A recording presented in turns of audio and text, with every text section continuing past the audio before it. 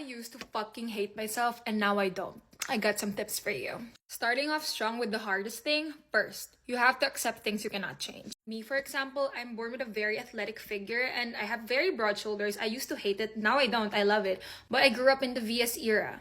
I wanted to look like Kendall Jenner for the longest fucking time, but then I had to accept it's never gonna happen to me because I am not built like that. I am not born like that. Even if I did get skinny, it's not gonna look like that on me. Things like that, you can't change. But you know what you can change? Your surroundings. One day, I just decided to do a detox on Instagram and I unfollowed every single person who didn't make me feel good.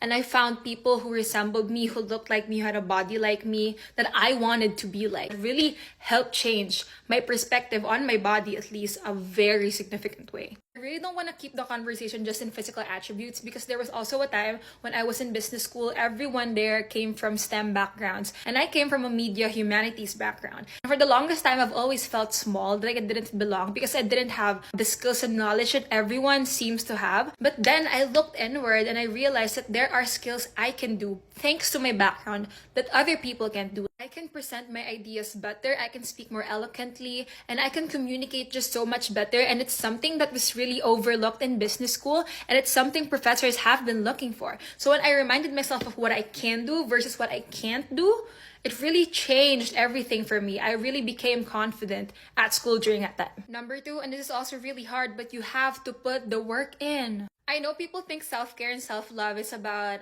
sleeping early, massages, rest, and I agree. But I think the greatest kind of self-love and self-care is actually being disciplined and working through your goals. It's called working on yourself for a reason. It's supposed to be work. It's not supposed to be just super easy. Think of it this way. Yes, there are things I cannot change, like my bone structure and my muscle structure.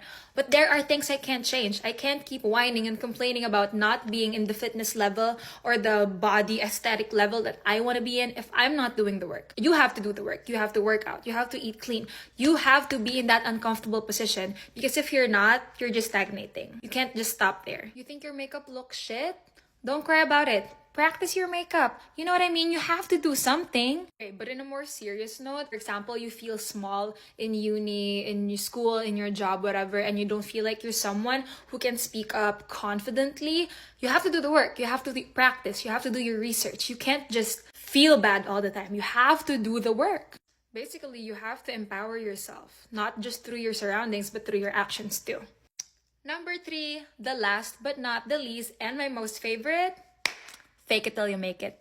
I honestly think this is the most important tip because no one fucking knows what you're feeling unless you show it to them through your face, through your actions, whatever. When you fake it, no one fucking knows. There are so many times I've walked into a room scared as fuck and no one knows.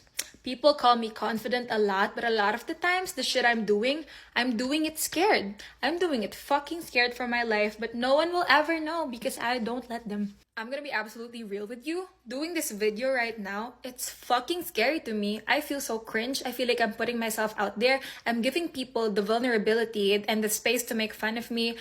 But did I show that? Fuck no, you're never gonna catch me like that. Like when I post something, I'm gonna post it confidently whether I'm scared or not. Oh yeah, it is what it is. I have been yapping my heart out here, but those are my tips. I hope you learned something. Bye.